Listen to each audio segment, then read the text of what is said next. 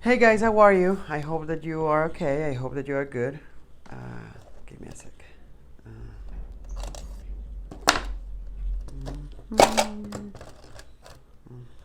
Much better. Okay. I hope that you enjoyed yesterday's video. I really enjoyed them. I hope that you really do because I really do. Chocolate, guys? Okay. Today we're going to continue. Today also the platform opens for you so you can send your classworks. So be really attentive for the classworks that you have to send today, okay? There's gonna be a list in there of all the things that you have to send, including this, okay? So don't worry, you don't have to send it right now. You have till Monday midnight to do it. So even if you haven't finished everything, you can still finish later, okay? Let's do this. We are going to go to page 18 and 19. 18, 19, and it's called A Garden in the Clouds. Garden in the Clouds. Okay, let's do this. A Garden in the Clouds. In your textbook, it's going to be on page 18. But remember what we always start our classes like. Okay, so reading 5th grade. Today is Friday, if I'm not wrong. Friday the 9th. Friday, October 9th, 2020. A garden in the clouds. Okay, so we have reading 5th grade. Today is Friday, October the 9th, 2020. A garden in the clouds. Okay, excellent. Let's do this. Ay, ay, ay. Wait, I have my schedule. Oh, yeah, okay. A garden in the clouds. Will Fiona and Nora, the same girls from the other story, find a place where they can have a garden in the city? Fiona and Nora were becoming accustomed to life in the city. They were learning their way around, and they were discovering all kinds of exciting things in the city. The best library they have ever been to was right across the street from their apartment. It had an enormous selection of books, just like Mr. Limoncello's library. And they had already made friends with Mr. Applebaum, one of the librarians. Sometimes, Miss Applebaum, sorry, it's a girl, it's a female. Miss Applebaum, one of the librarians. Sometimes she put books aside that she thought Fiona and Nora might enjoy. The sisters still missed some things about living in the country, but they had learned that they just needed to look a bit harder to find similar things in the city. After they had discovered the nearby park with their mother one day, they spent a lot of time there. They rollerbladed on the trail that ran around the perimeter of the park. Their dad made friends with the man who sold food for the dogs, and he always gave them an extra handful. So they were very happy because even if they were not in the country like they wanted, and they were trying to have fun in the city, they discovered that there was a lot of fun things. Rollerblading in the park, I'm pretty sure that is fun and amazing. I used to rollerblade when I was little. There was like a basketball court, kind of like across my house, but it was concrete, so I kept falling and hurting my knees and bleeding, but it was exciting. The roller skates that I had, they were humongous. Soy Luna roller skates, right? Is that her name? I think. But I used to roller skate when I was really little, and I loved it. And I had very big skates for my very small feet because I was really little. But I enjoyed it. Can you imagine if you had a very big place where you can roll? I mean, I would go. I think that the only place that I think that I could be able to do that, it's Parque La Leona, because it's really big, but again the floor is kind of uneven, so I'm gonna be afraid to fall. But rollerblading, it's amazing. And you can feed the dogs, kind of like I don't know if you're allowed to feed them in Santa Lucia or people just does it, but they're trying to do it. Paragraph number 3. The one thing that Fiona and Nora still miss about their old farmhouse was having a place for a garden. Both girls had inherited their mother's green thumb. Last summer, they had grown so many tomatoes, they were able to make enough spaghetti sauce to last most of the winter. So they were very good at gardening, but they didn't have a place to garden. They had a place where they could see trees and grass in the park, but you couldn't garden in there. One afternoon, Fiona, Nora, and Mom decided to take a different route to the park. They liked to explore the side streets on the way. That's exciting. I always wanted to go and live in another place where I can explore and see new things. And sometimes I do it in here. I take a walk and I take a different path. I still have to explore the mountain that is behind my house. So it's really exciting. Nora looked up when a large cloud passed overhead. She noticed something that looked like a tree on top of a building beside her. "That looks like a tree on the roof," she exclaimed. Fiona and Mom looked up. They couldn't see very well because they stood directly the building. They walked a bit further down the street and then they crossed over the other side to get a better view. "A tree on a building?" "You're right, Nora," said Fiona. "I think there's actually a whole garden up there. I can see a trellis with some flowers creeping up it. And there are some more pots along the far side of the roof." "It looks like they have a rooftop garden," said Mom. "I heard of them, but I've never actually seen one before. People who live in the cities sometimes use the space on top of their buildings for gardening." "Do you think we could start one of the roof of our building, Mom?" asked Fiona. Mom smiled.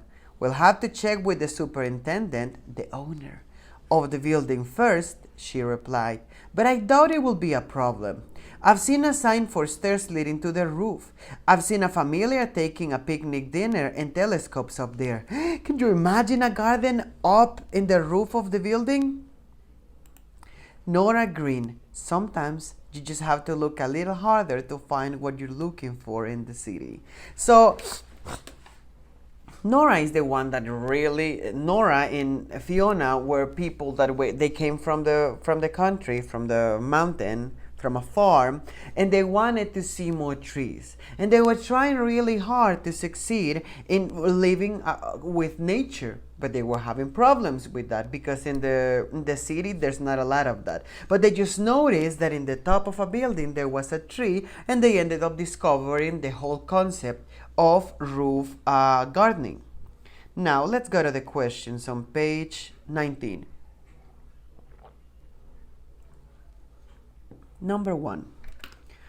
Check the phrase that best describes the author's purpose. Now, people write stories and books for a purpose. Sometimes it's to give you information, sometimes it's to entertain you like a comic book, sometimes it's to convince you like the Bible.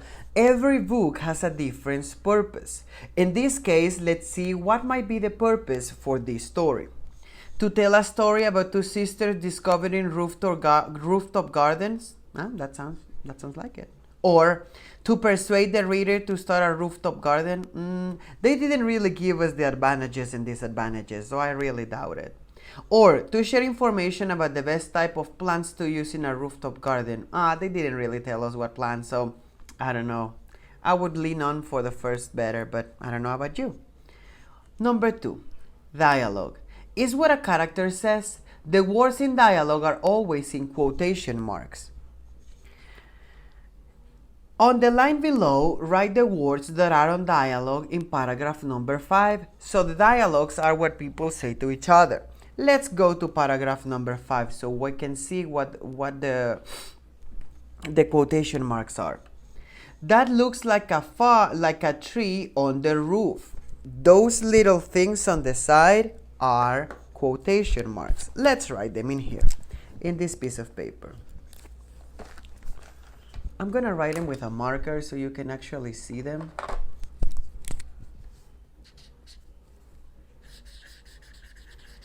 That looks like a tree on the roof.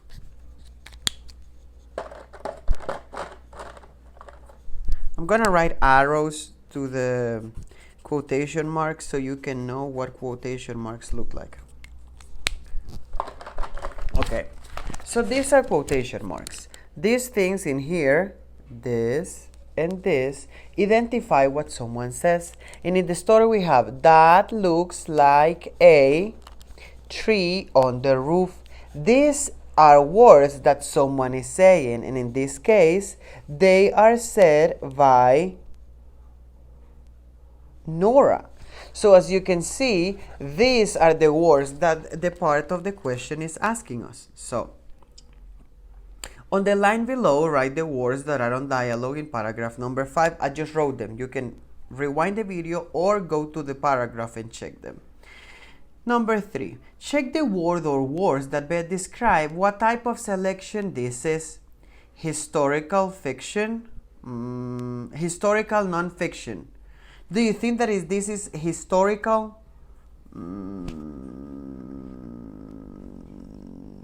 I don't know.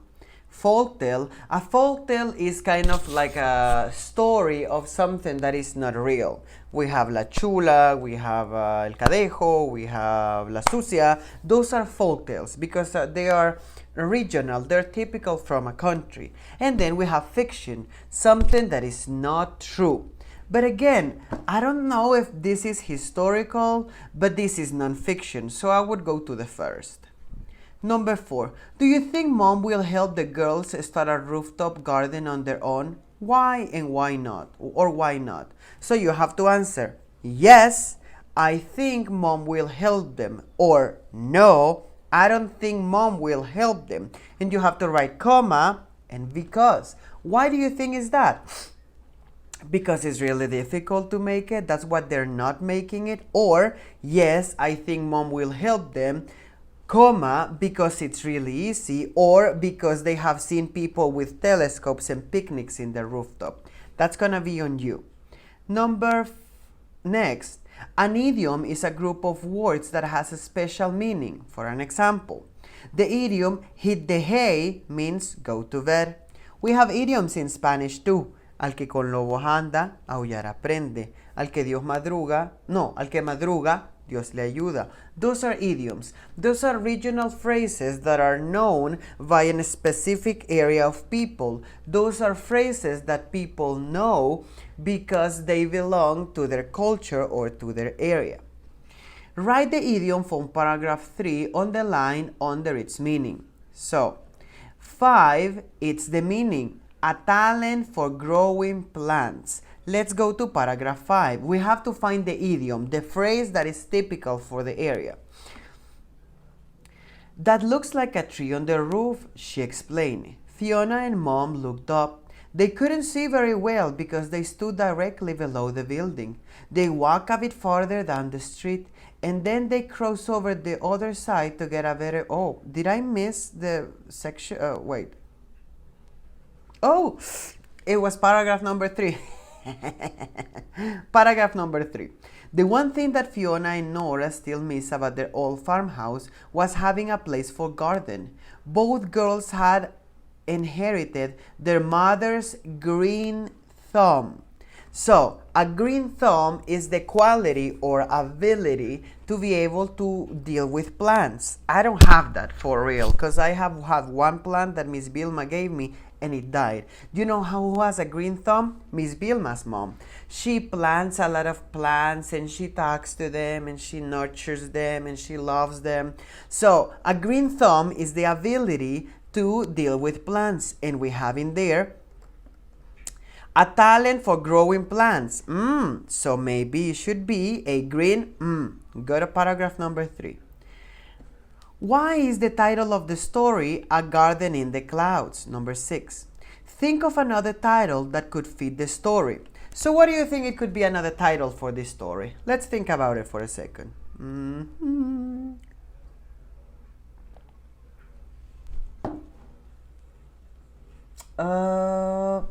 Flying plants, because I can see them on the clouds, or looking for green, or I don't know, you can be creative. So you can write in there. Another title for the story could be flying plants or looking for green, you can make your own.